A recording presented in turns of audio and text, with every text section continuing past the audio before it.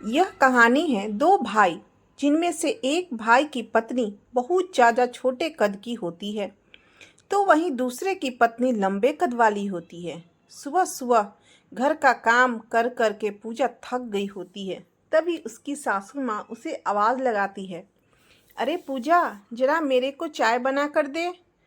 क्योंकि पूजा कद में बहुत छोटी थी इसलिए वह कहती है, माँ जी मैं आपको चाय तो दे देती, लेकिन चाय पत्ती ख़त्म हो गई है और वह चाय पत्ती आपने ऊपर रैक में रखी है।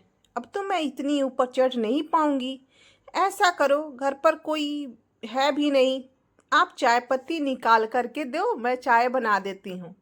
अब उसकी सास उसको देखती है, बोलती है, हाय रे मेरे बहू, मेरे को बहू भी मिली तो इतनी छोटे कद की, आधा काम तो इसका मुझे ही करना पड़ता है।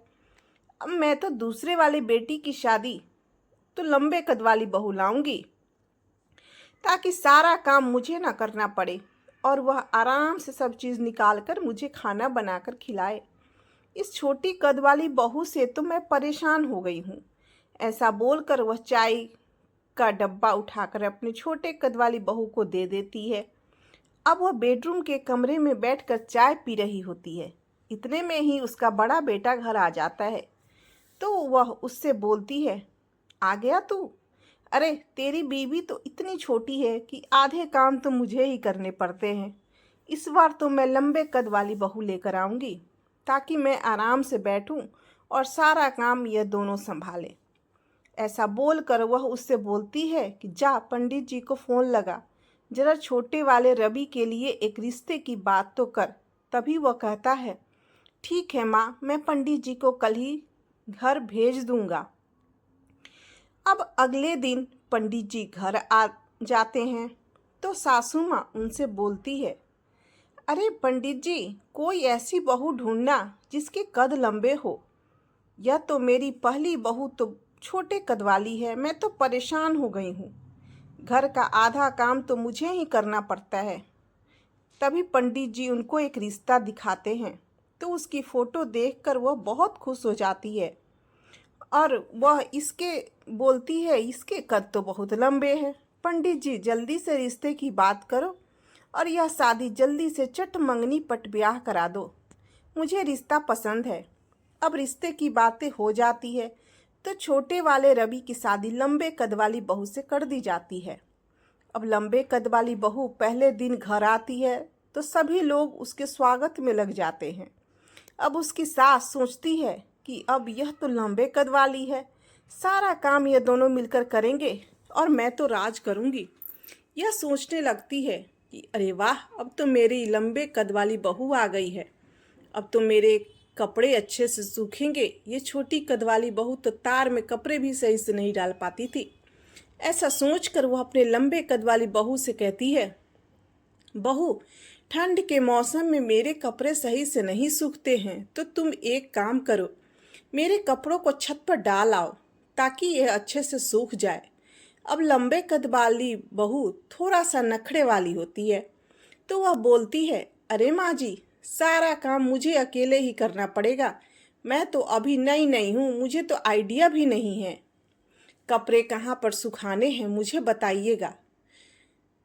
तभी वह छोटे कद वाली बहू बोलती है, अरे मैं आपकी मदद करूंगी, दोनों मिलकर छत पर कपड़े डाल देंगे।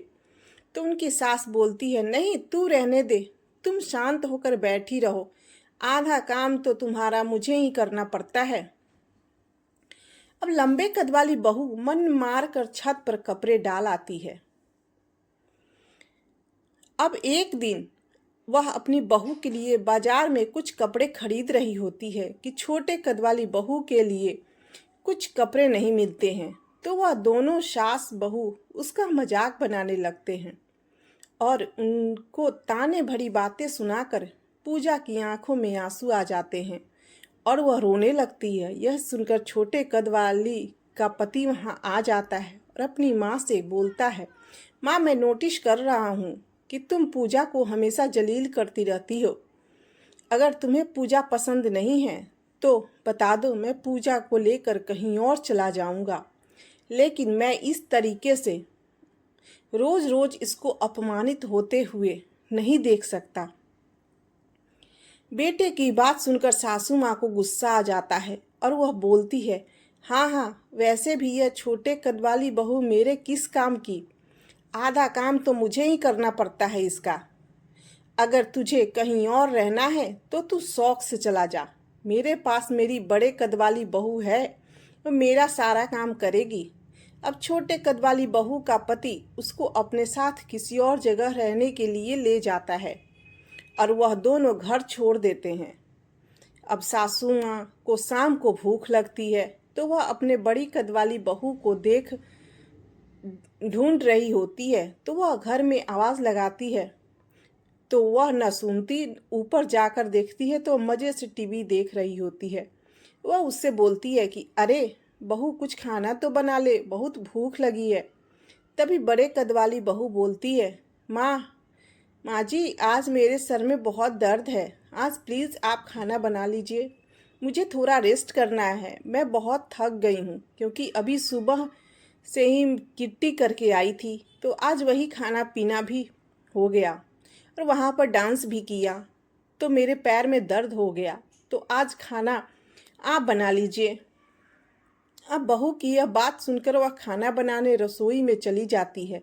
सोचती है कि चलो ठीक है, कल से कर लेगी। अब अगले दिन सुबह वह जब उठती है तो देखती है कि कोई उसे चाय वाय नहीं दे रहा है। तो वह अपने बड़े कद वाले बहू को आवाज़ लगाती है, बहू चाय तो दे दे, इतनी सुबह हो गई है, फिर भी मैं भी पूजा करने जाती हूँ। अब वहाँ से कोई आवाज़ नहीं आती तो वह देखती है कि बड़े कद वाली बहू बहुत आराम से टीवी सो रही है। वह उसको उठाकर बोलती है, अरे मेरे को चाय तो बना कर दे दे। तो वह बोलती है, माँ जी, आप चाय बनाकर खुद भी पी सकती हो, आपको मैंने बताया तो था कि मैं कल से काम करूँगी।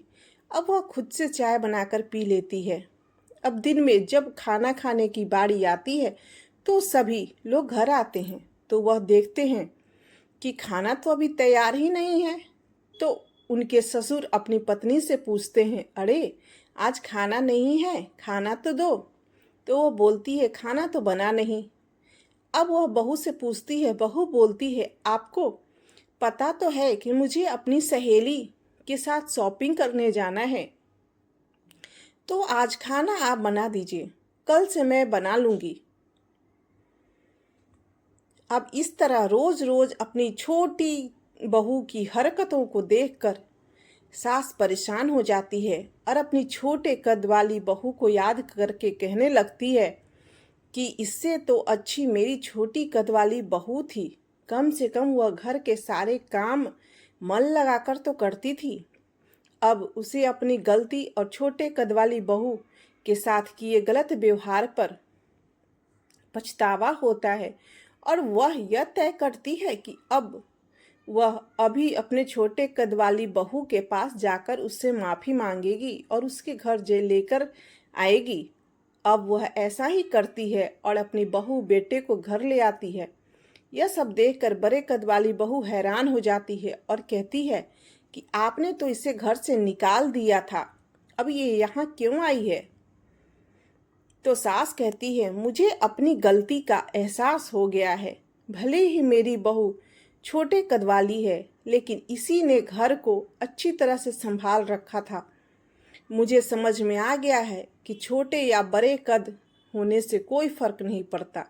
इसीलिए मैंने फैसला किया है कि अब ये कहीं नहीं जाएगी। अगर तुम्हें कोई परेशानी है तो तुम इस घर से जा सकती हो, नहीं तो तुम भी दोनों को मिलकर इसी घर में प्यार से रहना होगा और मिलकर घर के सारे काम करने होंगे। अब सास की बातें बड़ी कद वाली बहू को समझ आ जाती है और वे सभी प्यार से मिलजुल कर रहने लगते हैं।